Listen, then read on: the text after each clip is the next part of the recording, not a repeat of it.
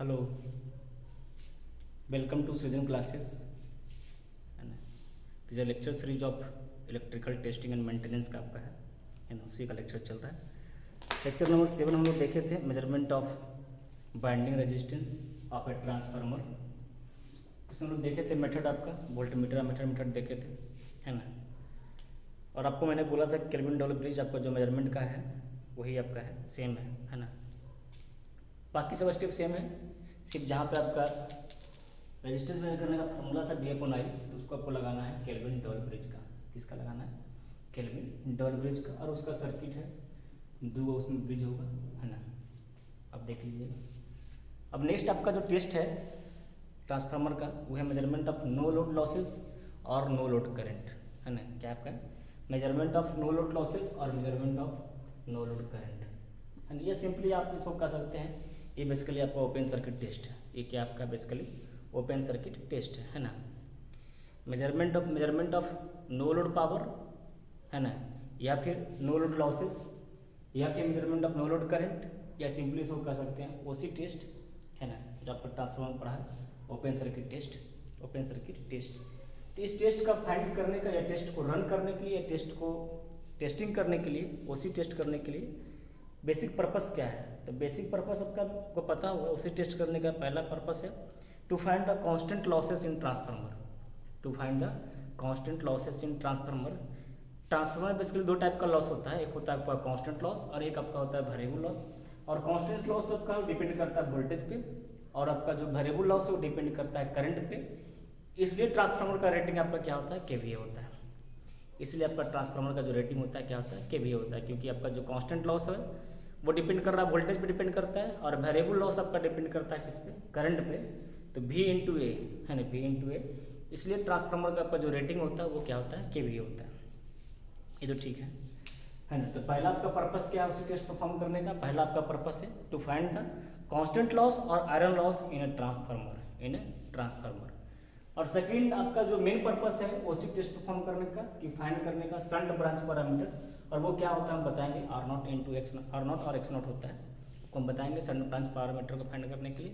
और third purpose इसका mainly है कि जो आपका कांस्टेंट लॉस हुआ या आपका जो आयरन लॉस हुआ वो दो टाइप का होता है, एक होता है आपका हाइड्रोसिस लॉस और एक आपका होता है ईडी करंट लॉस। तो दोनों को सेपरेट करने के लिए डिफरेंट फ्रिक्वेंसी पे हम लोग इस टेस्ट को परफॉर्म करते हैं, ओसी टेस्ट को। उसके लिए आपको फ्रिक्वेंसी मीटर की जरूरत पड़ती है ना। तो हम लोग क्या कर सकते हैं, थर्ड क्या हो गया पर्पस इसका कि to separate the constant loss into hysteresis loss और आपका एडी करंट लॉस, और आपका एडी करंट लॉस। ठीक है ना, ये तो क्लियर हो गया। अब देखिए इस टेस्ट को परफॉर्म करते हैं, ओसी टेस्ट को परफॉर्म करते हैं आपका बेसिकली रेटेड वोल्टेज पे और रेटेड फ्रिक्वेंसी पे, रेटेड वोल्टेज पे और रेटेड फ्रिक्वेंसी पे, रेटेड वोल्टेज पे और रेटेड फ्रिक्वेंसी पे। कहने का मतलब कि आपका जो मैक्सिमम वैल्यू ऑफ फ्रिक्वेंसी होता है डायरेक्टली प्रोपोर्शनल टू क्या होता है आपका रेटेड वोल्टेज V/F रेशियो, और डायरेक्टली प्रोपोर्शनल टू का फ्लक्स। इस टेस्ट को हम लोग परफॉर्म करते हैं, ओसी टेस्ट को हम लोग परफॉर्म करते हैं rated flux of transformer, rated flux of transformer, या फिर आप कह सकते हैं ओसी टेस्ट को हम परफॉर्म करते हैं रेटेड वोल्टेज पे और रेटेड फ्रिक्वेंसी पे, रेटेड फ्रिक्वेंसी पे। ठीक है ना। अब एक चीज हो गई ये फर्स्ट पॉइंट। सेकेंड पॉइंट आपका हो गया इस टेस्ट को हम परफॉर्म करते हैं जनरली एलबी साइड। क्यों? आप टेस्ट को परफॉर्म कर सकते हैं एलबी साइड भी और एचबी साइड भी। उसी टेस्ट को आप परफॉर्म कर सकते हैं एलबी साइड भी और एचबी साइड भी, लेकिन जनरली हम लोग करते हैं एलबी साइड पे। इसलिए एलबी साइड पे इसलिए करते हैं क्योंकि एलबी साइड का आपका जो वोल्टेज होगा, जब आपका क्या होगा अप्लाइड रेटेड वोल्टेज अप्लाई करते हैं आप, वो एलबी साइड का कम होता है as comparison to HV side, as comparison to HV side. तो एलबी साइड में आपका voltage rated voltage supply voltage कम होता है, इसलिए आपका जो वोल्टमीटर का आपका जो रेंज होगा वो लो रेंज वाला भी आप इसमें यूज कर सकते हैं। इसलिए इस टेस्ट को परफॉर्म करना ज़्यादा प्रेफर करता है लोग एलबी साइड में कंपेयर टू एचबी साइड से, कंपेयर टू एचबी साइड से। क्यों? मैं बताया आपको कि एलबी साइड में परफॉर्म करोगे तो आपका जो रेटेड अप्लाइड वोल्टेज होता है या अप्लाइड रेटेड वोल्टेज होता है एलबी साइड में वो कम होता है as comparison to HV side. इसलिए आपका लो रेंज का मीटर या वोल्टमीटर का आप यूज करके इस टेस्ट को परफॉर्म कर सकते हैं, इसलिए हम जनरली प्रेफर करते हैं कौन सी साइड में, आपको एलबी साइड में, ठीक है ना। जनरली लोग प्रेफर करते हैं किसमें, एलबी साइड में। लेकिन आप दोनों इस टेस्ट को एलबी साइड में कर सकते हैं और एचबी साइड में कर सकते हैं, ठीक है ना। लेकिन आपका एडवांटेज है कि इस टेस्ट को अगर परफॉर्म कीजिएगा आप एलबी साइड में, तो लो रेंज का आपका जो मीटर, वोल्टमीटर और वाटमीटर का आपका यूज करके परफॉर्म कर सकते हैं, तो वो इकोनॉमिकल है, इसलिए लोग परफॉर्म करते हैं एलबी साइड में। अब देखिए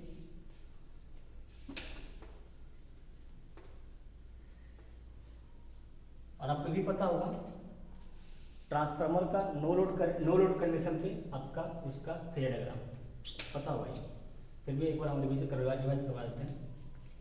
आपने इस डायग्राम को बनाया होगा।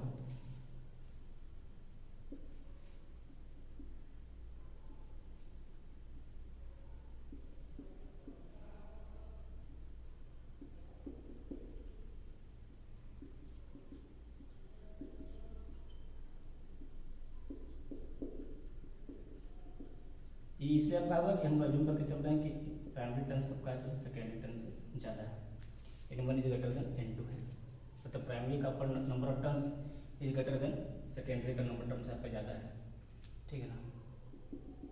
हम बता रहे हैं, इसको करते हैं, आप पढ़े होंगे पहले से भी। आपका जो नो लोड करंट होता है उसका दो कंपोनेंट होता है, एक आपका होता है आई म्यू और एक आपका होता है आई डब्ल्यू। जो नो लोड करंट होता है वो बेसिकली आपका दो टाइप का होता है, एक होता है आपका आई म्यू और एक होता है आपका आई डब्ल्यू। आई म्यू कहते हैं reactive component of no load current, I mu क्या कहते हैं reactive component of no load current, और आई डब्ल्यू कहते हैं active component of no load current या फिर wattful component of no load current, है ना, दो टाइप का होता है। और आपका जो नो लोड करंट होता है ट्रांसफार्मर में वो होता है 5 to 6% of voltage current, 5 to 6% of rated current. No load current आपका जो होता है 5 to 6% of full load current, rated current होता है full load current, full load current, full load current, है ना। मैंने क्या बोला, ये आपका वेक्टर डायग्राम है ट्रांसफार्मर का एट नो लोड कंडीशन पे। और नो लोड करंट का आपका दो कंपोनेंट होता है, आपको पता है I naught equal to I mu plus I W. I mu आपका हो गया रिएक्टिव कंपोनेंट ऑफ करंट और आई डब्ल्यू आपका होता है active component of no load current या फिर आपका wattful component of no load current. और आपका जो नो लोड करंट होता है वो 5 to 6% of full load current होता है, फुल लोड करंट होता है ना। Transformer at no load condition पे वो बिहेव लाइक जस्ट करता है इंडक्टर। क्या बिहेव करता है वो, just like inductor, inductive reactor जैसा बिहेव करता है, इंडक्टिव रिएक्टर जैसा बिहेव करता है। और फाई का आपका जो एंगल होता है ना एट नो लोड कंडीशन पे वो होता है 70 to 75 डिग्री, 70 to 75 डिग्री। इसलिए आपको बताया जाता है कि नो लोड आपका जो पावर फैक्टर होता है वो नियरली इक्वल होता है 0.2 लैख, 0.2 लैख, है ना। मैंने क्या बोला कि transformer at no load condition just behave like inductive reactor, inductive reactor. इसकी वजह से आपका जो होता है आपका नो लोड पावर फैक्टर कितना होता है आपका 0.2 लैख, और आपका जो फाइनल एंगल आपका जो आएगा वो आएगा 70 to 75 डिग्री, है ना। अब देखिए इसका दो कंपोनेंट है, एक आई म्यू और एक आपका आई डब्ल्यू। तो आई डब्ल्यू आपका वोल्टेज के फेज में होता है और आई म्यू जो आपका होता है वो क्वाड्रेचर होता है किसके साथ, वोल्टेज के साथ। क्योंकि ट्रांसफार्मर में या किसी भी आपका जो मशीन है उसमें आपका जो आई म्यू रिएक्टिव कंपोनेंट होता है वो ज़्यादा होता है as comparison to I W, as comparison to I W. मतलब I mu is very high as comparison to I W, as comparison to I W. और आई म्यू का आपका जो होता है वो 4 to 6% of full load current, full load current. और I W का जो होता है वो 1 to 2% of full load current, full load current. और दोनों का आपका जो होता है पेयर समेशन वो होता है आपका नो लोड करंट और आपका ये होता है 5 to 6% of full load current, है ना। तो चूंकि मैं बताया कि नो लोड पावर फैक्टर आपका 0.2 लैख होता है और बिहेव करता है इंडक्टिव रिएक्टर, इसलिए आपका आई म्यू जो आपका है वो क्वाड्रेचर में होता है सप्लाई वोल्टेज का, और आई म्यू आई डब्ल्यू जब का होगा वो सप्लाई वोल्टेज के सेम फेज में होगा, क्या होगा, सेम फेज में होगा।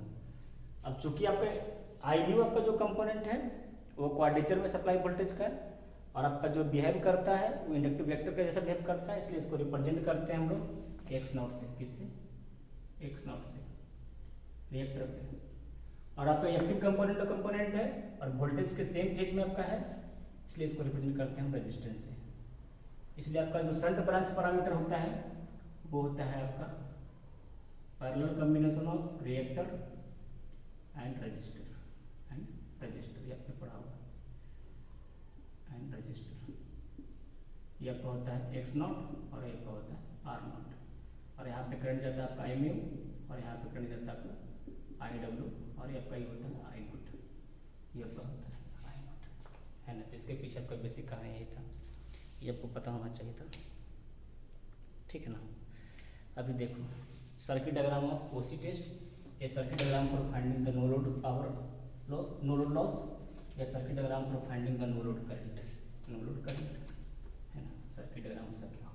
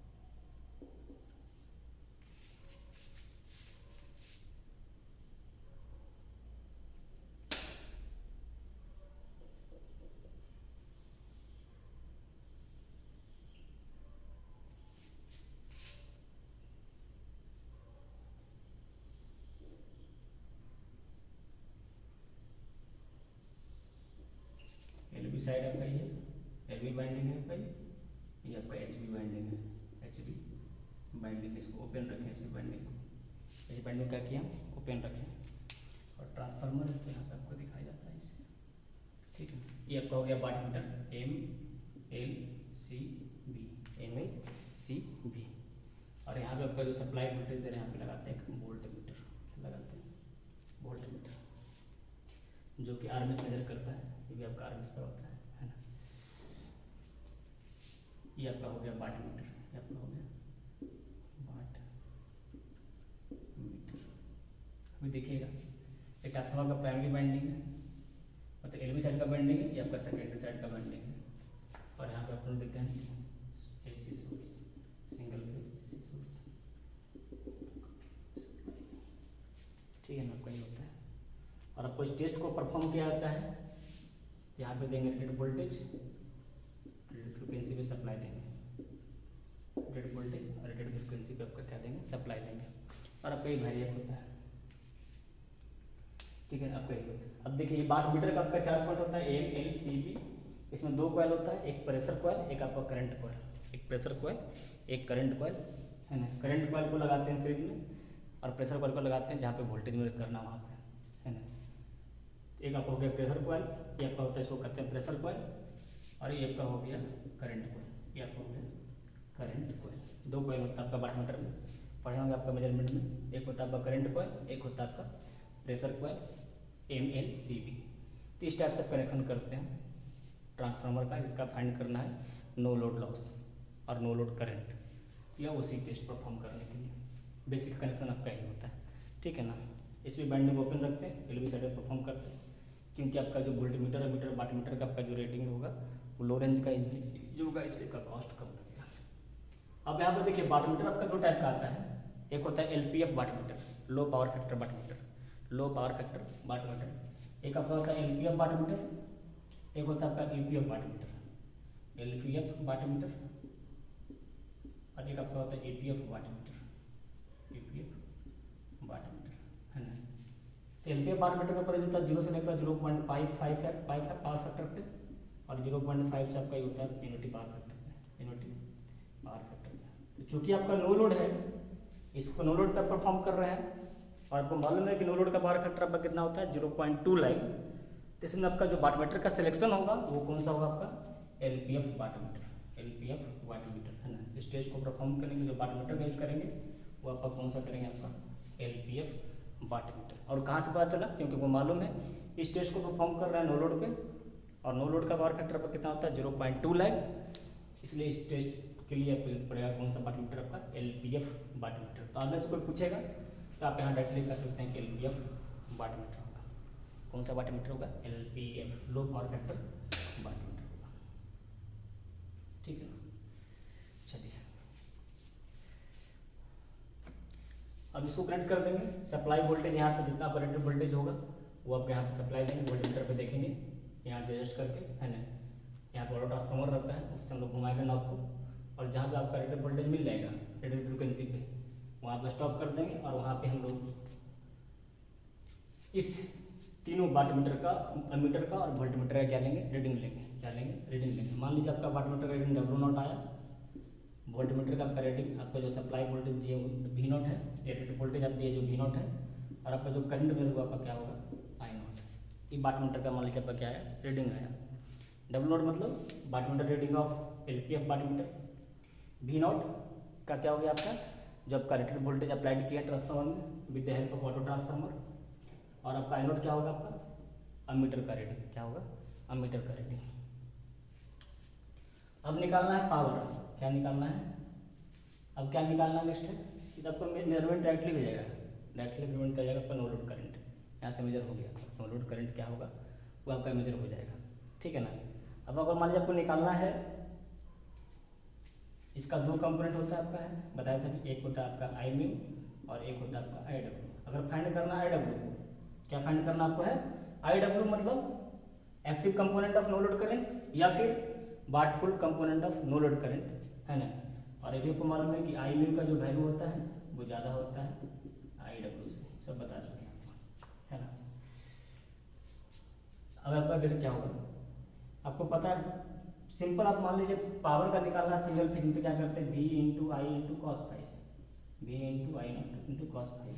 ये चीज़ भूल गए आपको उस के डायग्राम बताना कि आपका जो IW होता है वहाँ से निकालिएगा फिर से, तब I0 into cos phi not होता है। और आपका I म्यू जो आपका होता है वो होता है आपका I0 into sine phi not. ये आपको पता होगा, उस फेज से फिर बताया था आपको पहले नो लोड वाला, उससे आप निकाल सकते हैं, उससे आप निकाल सकते हैं। ठीक है ना। तो आपको क्या करना है IW equal to I0 into cos phi not और I mu equal to I0 into sine phi not, है ना। तो आप यहाँ से निकाल सकते हैं पावर W0 इक्वल टू क्या आपका आ जाएगा बताइए V0 into I0 into cos phi not into cos phi not, ठीक होगा जी। तो V0 और इसको हम लिख सकते हैं IW, इसको क्या लिख सकते हैं IW। तो यहाँ से आपको फाइंड कर सकते हैं active component of current W0 upon V0, W0 upon V0 से फाइंड कर सकते हैं active component of no load current. अब एक्टिव फाइंड हो गया और ये मालूम है और ये मालूम है, अब ये निकालना है I म्यू निकालना है। तो आपको पता है कि I0 इक्वल टू क्या होता है आपका I म्यू प्लस IW, ये आपका फेजर समीकरण होता है, वेक्टर एडिशन होता है। तो आप यहाँ से निकालना, अगर आपको निकालना है क्या निकालना आपको है IW निकल गया है, I0 मालूम है, हमको निकालना I म्यू। तो I म्यू निकालना है तो अंडर रूट ऑफ I0 का स्क्वायर माइनस IW का स्क्वायर करके निकल जाएगा reactive component of no load current, reactive component of no load current. या इसको कहते हैं magnetising component of no load current, है ना, या magnetising component of current of transformer, कुछ भी कहिए। ठीक है ना। तो आप यहाँ से निकल जाएगा तीनों कंपोनेंट, करंट भी निकल गया और आपका जो नो लोड पावर आपका आएगा पावर लॉस वो आपका क्या होगा W0, जो आपका रीडिंग देगा। कौन सा देगा रीडिंग आपका ये वाट मीटर का जो रीडिंग देगा वो क्या हो जाएगा आपका no load loss, no load loss. ठीक है ना, नो लोड लॉस। कोई दिक्कत इसमें, कोई दिक्कत इसमें लेना है। अब देखिए आपका जो वाट मीटर रीडिंग देगा ना, जो वाट मीटर आपका जो रीडिंग देगा आप उसको कह सकते हैं कि आप किसके बराबर आपका है नो लोड लॉस के बराबर है। लेकिन एक्चुअली में आपका जो उसमें लॉस होता है इस देख लीजिए यहाँ तो कोई दिक्कत नहीं होनी चाहिए। अब यहाँ से हम क्या निकाले, जो भी आपका था ये, और आपका ये दोनों मालूम है पहले से फिर से, और ये भी मालूम है। यहाँ से आप निकाल लिए, ये फार्मूला होता है सिंगल फेज का V into I into cos phi, है ना, और I0 into cos phi not आपका होता है IW। तो आप यहाँ से फाइंड कर लेंगे IW, और IW मालूम हो गया और I0 मालूम है, तो आप निकाल सकते हैं I म्यू। क्या निकाल सकते हैं I म्यू। ठीक है ना। अभी जो वाटमीटर का आपका जो रीडिंग देगा डब्ल्यू नॉट, एक आपका क्या क्या देगा, एक आपका देगा आयरन लॉस, क्या देगा आपका आयरन लॉस जिसको कहते हैं नो लोड लॉस, ये आपका कांस्टेंट लॉस, और क्या देगा आपका डाइलेक्ट्रिक लॉस, क्या देगा आपका डाइलेक्ट्रिक लॉस जो कि वैल्यू उसका बहुत कम होता है, क्या देगा आपका डाइलेक्ट्रिक लॉस, और क्या देगा आपका एक आपका दिया आयरन लॉस, एक आपका होगा डाइलेक्ट्रिक लॉस, एक आपका होगा प्राइमरी में आपका जो जिस साइड आप अप्लाई किए हैं उस बाइंडिंग का रेजिस्टेंस होगा, क्या होगा आपका कुछ रेजिस्टेंस होगा, और रेजिस्टेंस होगा और आपका करंट उसमें जा रहा है नॉट, तो उसके कारण में कुछ लॉस होगा, तो उसको कहेंगे आई नॉट स्क्वायर इंटू R1। और इस आपका लो बाइंडिंग आपका रेजिस्टेंस है, ये आपका बाइंडिंग रेजिस्टेंस फाइंड करना, तो उसके लिए आप लगाएंगे वोल्टमीटर मेथड, ये आपका वैल्यू इसका बहुत कम होगा, तो इसके किससे फाइंड कर सकते हैं आप केल्विन डबल ब्रिज से, किससे फाइंड कर सकते हैं आप केल्विन डबल ब्रिज से। तो ये जो वैल्यू होता है ये आपका जो लॉस होता है डायरेक्टली लॉस तो बहुत कम होता है, डायरेक्टली लॉस तो बहुत कम होता है, क्या होता है बहुत कम होता है, तो इसको हम लोग नेगलेक्ट कर सकते हैं, इसको हम लोग क्या कर सकते हैं नेगलेक्ट कर सकते हैं। तो अगर यहाँ से फाइंड करना नो लोड लॉस या आपका आयरन लॉस या आपका कांस्टेंट लॉस, तो W not minus I not square into R1 और बीकन से directly equal to W not. इसका ये भी आपका लॉस बहुत कम होगा, नो लोड करंट बहुत कम होगा क्योंकि फुल लोड करंट का आपका 5 to 6% में होगा, इंटू रेजिस्टेंस बाइंडिंग रेजिस्टेंस, और बाइंडिंग रेजिस्टेंस का वैल्यू भी बहुत कम होगा, बहुत कम होगा, तो ये लॉस भी आपका क्या आएगा बहुत कम आएगा। अप्रॉक्सीमेटली इक्वल टू आप कर सकते हैं कि आपका जो वाटमीटर का रीडिंग देगा वो क्या देगा आयरन लॉस या आपका फिर नो लोड लॉस, या फिर आप कर सकते हैं इसको कांस्टेंट लॉस, क्या कर सकते हैं कांस्टेंट लॉस, जो वाटमीटर का रीडिंग होगा, जो वाटमीटर का रीडिंग होगा। और कौन सा वाटमीटर आपका होगा LPF वाटमीटर होगा, लो पावर फैक्टर वाटमीटर होगा, लो पावर फैक्टर वाटमीटर होगा, ठीक है ना। एक चीज़ यहाँ से क्लियर हो गया पूरा। अब इस टेस्ट को परफॉर्म कहाँ पे किया था, रेटेड वोल्टेज रेटेड फ्रिक्वेंसी पे या फिर रेटेड फ्लक्स पे बताया था, रेटेड फ्लक्स पे। अब नेक्स्ट गेम क्या फाइंड करना है, शंट ब्रांच पैरामीटर को, शंट ब्रांच पैरामीटर को, शंट ब्रांच पैरामीटर को। अब इसको हम हटा सकते हैं, वो देख लीजिए, या वीडियो पॉज करके आप भी देख सकते हैं, वीडियो पॉज करके भी आप देख सकते हैं इसको, ठीक है ना।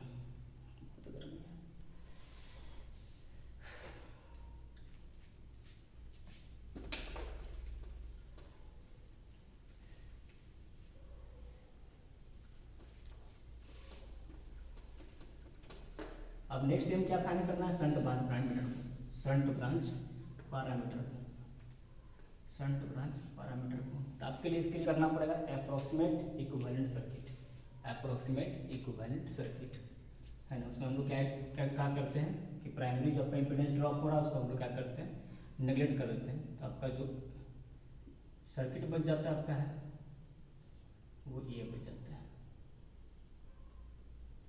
प्राइमरी इम्पीडेंस ड्रॉप को हम लोग अगर नेगलेक्ट कर दिए तो आपका जो बनता है अप्रोक्सीमेट इक्विवेलेंट सर्किट। और इसके बाद आपका सेकेंडरी साइड का होगा, या प्राइमरी को रेफर कर देंगे सेकेंडरी में, प्राइमरी को क्या कर देंगे रेफर कर देंगे सेकेंडरी में।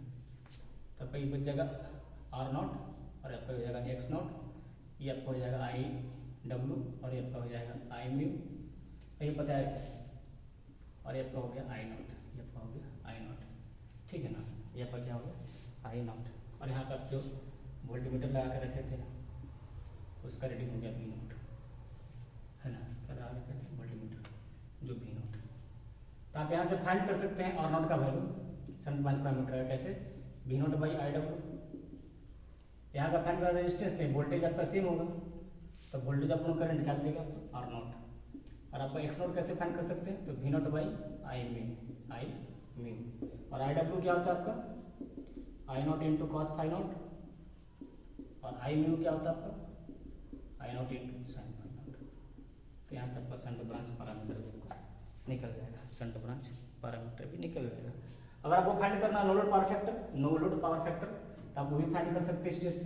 जैसे आपका वाटमीटर रीडिंग क्या आया था W0 आया था, वोल्टमीटर रीडिंग क्या था आपका आया था V0 आया था, और एमीटर रीडिंग क्या आपका आया था I0 आया था, क्या आया था I0 आया था।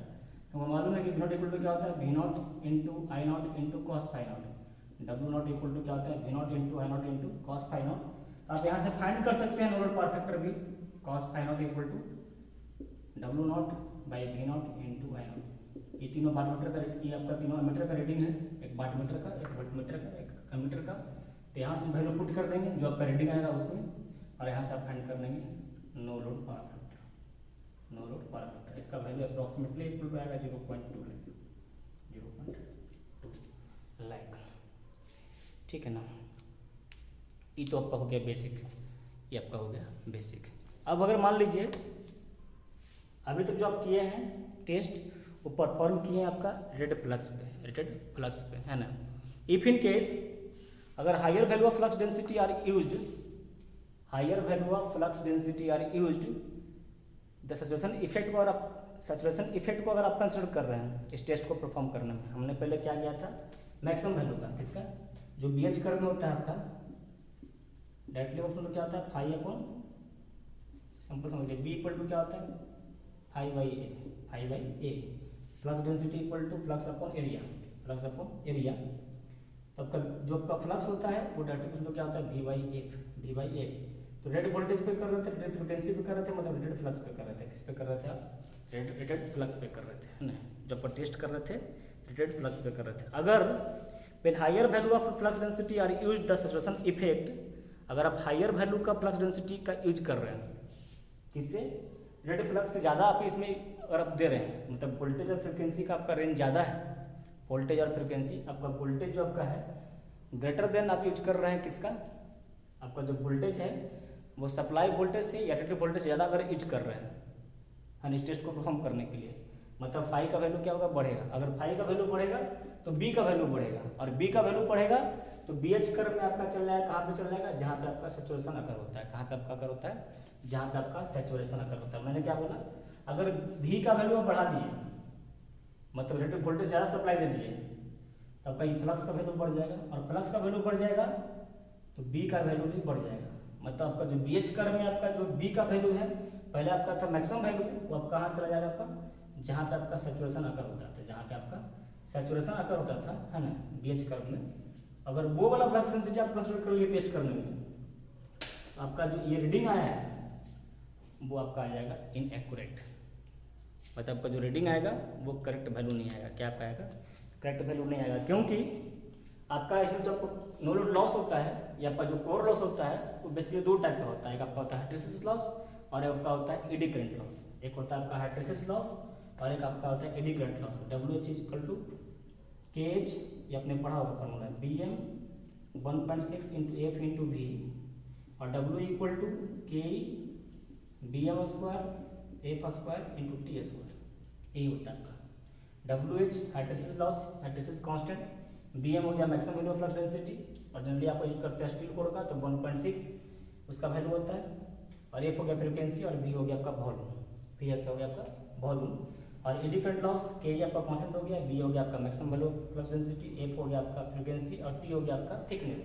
तो अब देखिएगा अगर B का वैल्यू बढ़ेगा तो ये दोनों लॉस भी क्या होगा, बढ़ जाएगा। मतलब क्योंकि B हिस्टैरिसीस लॉस और आपका एडी करंट लॉस का फंक्शन किसका होता है, आपका ये फंक्शन होता है आपका फ्लक्स डेंसिटी का। इसका फंक्शन होता है आपका फ्लक्स डेंसिटी का। तो अगर B का अगर रेटेड वोल्टेज से बढ़ा रहे हैं, अगर वोल्टेज जब सप्लाई जो कर रहे हैं रेटेड वोल्टेज ज़्यादा सप्लाई कर दिए, मतलब फाई का वैल्यू बढ़ जाएगा, मतलब B का वैल्यू बढ़ जाएगा। अगर B का वैल्यू बढ़ जाएगा तो आपका जो है हिस्टैरिसीस लॉस और आपका एडी करंट लॉस आपका क्या होगा, बढ़ जाएगा। तो आपका जो वाटमीटर रीडिंग देगा वो देगा इनकरेक्ट। क्या देगा, वो इनकरेक्ट। या फिर सप्लाई जो वोल्टेज दे रहे हैं उसमें आपका हार्मोनिक अगर है, जब सप्लाई वोल्टेज दे रहे हैं उसमें क्या आपका है, हार्मोनिक है, तब भी आपका जो है WH और WE का वैल्यू आपका जो है, क्योंकि ये दोनों WH और WE आपका डिपेंड किस पे करता है, maximum value of flux density पे, तो उसके कारण आपका जो वाटमीटर आपका रीडिंग जो देगा इनकरेक्ट देगा। दो वजह से, पहला आपका कि अगर फ्लक्स डेंसिटी का वैल्यू रेटेड वैल्यू से ज़्यादा यूज कर लिए, या फिर आप जो सप्लाई वोल्टेज दे रहे हैं, सप्लाई जो वोल्टेज आप दे रहे हैं, है ना, उसमें अगर हार्मोनिक है, उसमें अगर क्या है, हार्मोनिक है, मतलब फंडामेंटल को छोड़ के आप थर्ड फिफ्थ हार्मोनिक भी अगर सप्लाई में आप दे रहे हैं, सप्लाई में आप क्या करें, दे रहे हैं, तो उसके कारण भी आपका क्या होगा, जो वाटमीटर का रीडिंग होगा वो क्या हो जाएगा, आपका इनएक्यूरेट हो जाएगा, इनएक्यूरेट हो जाएगा। तो उसके लिए हम लोग क्या करते हैं, इस टेस्ट जो आपको बनाए थे, इस टेस्ट को थोड़ा सा मॉडिफाई करते हैं। क्या करते हैं हम लोग, इस टेस्ट को परफॉर्म करने के लिए क्या करते हैं, मॉडिफाई करते हैं। तो आपका जो रिजल्ट आएगा वो क्या पाएगा, एक्यूरेट आएगा। क्या पाएगा, एक्यूरेट आएगा। तो देखिए उसके लिए क्या करते हैं, उसके लिए क्या करते हैं, बाकी कैलकुलेशन सेम रहेगा, सिर्फ आपका जो रीडिंग होगा वो चेंज हो जाएगा, क्योंकि इसमें क्या करते हैं देखिए बता रहे हैं।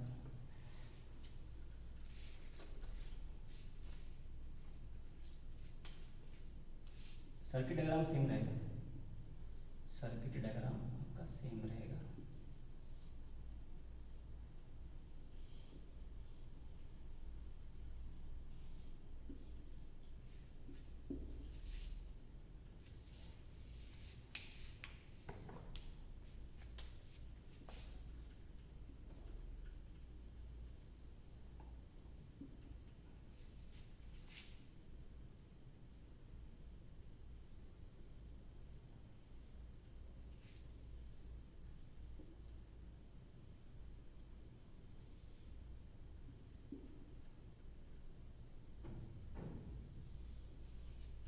अब यहाँ पे जो वोल्टमीटर यूज करते हैं तो उसमें ए यूज करते थे यहाँ पे, तो यहाँ पे 2 वोल्टमीटर यूज करेंगे, एक आपका रेक्टिफायर टाइप और एक आपका जो रिकॉर्डिंग टाइप आरएमएस मीटर था वो वाला यूज करेंगे।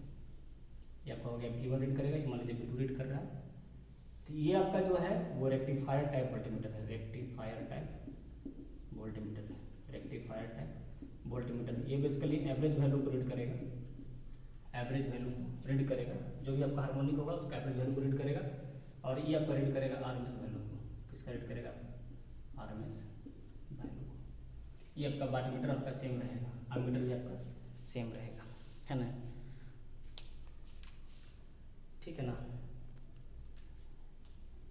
अब जो है दोनों में से दोनों लगा दिए हैं, अगर सप्लाई वोल्टेज में मान लीजिए आपका क्या है, हार्मोनिक इंजेक्ट हो गया है, या फिर आप जो टेस्ट को परफॉर्म कर रहे हैं उस फ्लक्स डेंसिटी करेक्टर वैल्यू से ज़्यादा पे परफॉर्म कर रहे हैं, ज़्यादा पे परफॉर्म कर रहे हैं, तो आपका जो वाटमीटर का रीडिंग है वो इनकरेक्ट हो जा रहा था, उसके लिए हम लोग मॉडिफाई किए, यहाँ पे 2 वोल्टमीटर लगाए, एक नया वोल्टमीटर ऐड किए जो आपका कौन सा था, रेक्टिफायर टाइप वोल्टमीटर, और ये आपका पहले से लगा हुआ था रिकॉर्डिंग टाइप वोल्टमीटर आपका पहले से लगा हुआ था आरएमएस वैल्यू का, और आपका एक एमीटर था, एक आपका क्या था, एमीटर पहले से था, और आपका एलपी वाटमीटर पहले से था। एक नया आपका क्या ऐड किया सिर्फ है, rectifier type voltmeter, rectifier type voltmeter, ये आपका एवरेज वैल्यू को रीड करेगा, एवरेज वैल्यू को रीड करेगा। अब जो है इस ट्रांसफार्मर का जो आपका रेटेड वैल्यू होगा, इस ट्रांसफार्मर का आपका जो रेटेड वैल्यू का परफॉर्म करना है वो किस में देखेंगे, V2 में, इस एमीटर, इस वोल्टमीटर में देखेंगे कि आपका यहाँ पे जितना पे आपका जिसका रेटेड वोल्टेज था एलवी साइड का, एलवी बाइंडिंग का, एलवी बाइंडिंग का, और एचवी बाइंडिंग ओपन रहेगा, एचवी बाइंडिंग ओपन रहेगा।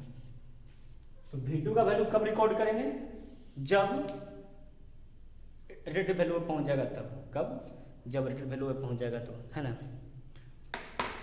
तो W0 ये आपका मान लीजिए फिर से वही हो गया, W0 एक आपका V1 और एक V2 और एक आपका I0, एक आपका I0। W0 क्या आपका है, reading of wattmeter at rated voltage V2। W0 क्या आपका है, reading of wattmeter at rated voltage V2, rated voltage V2, है ना। और आपका V1 क्या आपका आएगा, ये आपका क्या रीड करेगा, reading of rectifier type voltmeter, V1 का रीड करेगा आपका रेक्टिफायर ऑफ, V1 का रीड करेगा रेक्टिफायर टाइप वोल्टमीटर का आपका जो वोल्टेज होगा रीडिंग करेगा, और V2 क्या होगा आपका जो रिकॉर्डिंग टाइप आपका जो वोल्टमीटर है आरएमएस वैल्यू का, आरएमएस वैल्यू का रीड करने का वो रीड करेगा, और आपका करंट क्या रीड करेगा, एमीटर से। और W0 कब रीड करना है, जब रेटेड वोल्टेज कहाँ पे आ जाए, इस V2 वाले एमीटर में, इस V2 वाले एमीटर में जो आपका आरएमएस वैल्यू को रीड करता है, इसमें आ जाएगा, तभी उसी समय आपका रीडिंग लेना है किसका, W0 का, इसको लेना W0 का। तो आपका जो WC का जो वैल्यू है, रेटेड वैल्यू आपका होगा W0 plus P1 into K into P2, K into P2, और K का जो वैल्यू होगा वो V1 बाई V2 का whole square, V2 by V1 का होल स्क्वायर। इसमें फिर मॉडिफाई कर देंगे, मैंने क्या बोला, पहला तो ठीक था, उसमें 2 कंडीशन अगर आ गया था तो आप इस टेस्ट का अच्छी करते हैं, यूज करते हैं, 2 वोल्टमीटर लगाते हैं, और ये आपका वाटमीटर का रीडिंग तब लेंगे जब रेटेड वोल्टेज किसमें दिखाने लगेगा, वोल्टमीटर V2 में, वोल्टमीटर V2 में। तो रीडिंग ले लेंगे आप, रीडिंग ले लिए तो फिर थोड़ा सा मॉडिफाई करना पड़ेगा फार्मूला से। WC मतलब क्या हो गया, corrected value of wattmeter, W naught आपका जो रीडिंग देगा वो P1 क्या है बताएंगे आगे, K क्या है V2 बाई V1 का होल स्क्वायर, ये V2 बाई V1 का होल स्क्वायर, और P2 क्या आपका कांस्टेंट है, क्या आपका कांस्टेंट है। तो P1 क्या आपका होगा, P1 आपका हो गया, P1 वो कहते हैं हाइड्रोसिस लॉस, एक कांस्टेंट आपका है, divide by eddy current, divide by iron loss, divide by iron loss. और P2 क्या आपका होता है वो AD current loss divide by iron loss, divide by iron loss. P1 और P2 का क्या होता है कांस्टेंट होता है, और वो क्या होता है आपका P1 क्या होता है hidrosis loss divide by iron loss, और P2 क्या होता है आपका AD current loss divide by iron loss. तो P1 और P2 का वैल्यू जो है डिपेंड करता है आप किस टाइप का लैमिनेशन यूज कर रहे हैं, किस टाइप का आपका लैमिनेशन यूज कर रहे हैं। तो P1 का वैल्यू आपका जो होता है यहाँ लिख रहे हैं 0.7 और 0.5 और 0.7, 0.5 और 0.7। P1 का वैल्यू 0.5 हो गया और P2 का वैल्यू 0.5 होगा, और P2 का वैल्यू आपका होगा, P1 का वैल्यू आपका हो जाएगा मान लो किसके लिए 0.7 और 0.3 है ना, हम बता रहे हैं कांस्टेंट का वैल्यू। ये आपका हो गया ओरिएंटेड स्टील लेमिनेशन के लिए, ओरिएंटेड स्टील लेमिनेशन और यूज कर रहे हैं तो उसके लिए वैल्यू होता है, ये वैल्यू फिक्स है। और आपका ये हो जाएगा नॉन ओरिएंटेड स्टील लेमिनेशन। एक बार हम फिर से बता देते हैं इस सेकेंड वाला स्टेप में क्या करना है ना, क्या करना है देखिए। अगर दोनों केस आ जाता है तब, अगर सप्लाई वोल्टेज में हार्मोनिक आ गया तो ये आपका BM का वैल्यू रेड वैल्यू से ज़्यादा ले लिए तो है ना, तो उसमें क्या होगा आपका एक एमीटर एक्स्ट्रा ऐड करना पड़ेगा जो होगा रेक्टिफायर टाइप वोल्टमीटर होगा, वोल्टमीटर एक्स्ट्रा ऐड करना पड़ेगा जो आपका होगा रेक्टिफायर टाइप वोल्टमीटर। और फिर डब्ल्यू नॉट का रीडिंग तब लेंगे जब इस वोल्टमीटर में आपका रेड वोल्टेज शो करने लगेगा, तब रीडिंग ले लेंगे डब्ल्यू नॉट V1 V2 और I नॉट। उसका एक फार्मूला का यूज करते हैं WC equal to W naught P plus K into P2। W naught आपका यहाँ से जो रीडिंग आएगा वो ले लेंगे, WC हो गया corrected value of wattmeter, P1 आपका हो गया hidrosis loss by iron loss, और P2 आपका हो गया AD current loss by iron loss. और ये बेसिकली डिपेंड करता है लेमिनेशन इस पे कौन सा यूज किया है मटेरियल कोर का, उस पर डिपेंड करता है। ओरिएंटेड स्टील लेमिनेशन यूज किए हैं, P1 का वैल्यू 0.5, P2 का वैल्यू 0.5। अगर non oriented steel lamination use किए हैं, P1 का वैल्यू 0.7 और P2 का वैल्यू 0.3, ये वैल्यू फिक्स है आपका, ठीक है ना। और K कैसे निकालेंगे V2 अपॉन V1, यहाँ से जो रीडिंग आएगा V2 का और यहाँ से जो रीडिंग आएगा V1 का उसका होल स्क्वायर से पुट कर देंगे। अब जो वैल्यू आएगा वाटमीटर का वो आपका करेक्टेड वैल्यू आएगा, तो सही वैल्यू आएगा वाटमीटर का, ठीक है ना। तो ये आपका पूरा टेस्ट था नो लोड पावर मेजर करने का, no load loss measure power loss measure करने का, या कांस्टेंट लॉस मेजर करने का, या आयरन लॉस मेजर करने का, या फिर नो लोड करंट निकालने के लिए, या फिर आपका करंट ब्रांच पैरामीटर निकालने के लिए R नॉट और X नॉट, ठीक है ना। चलिए ठीक है, थैंक यू।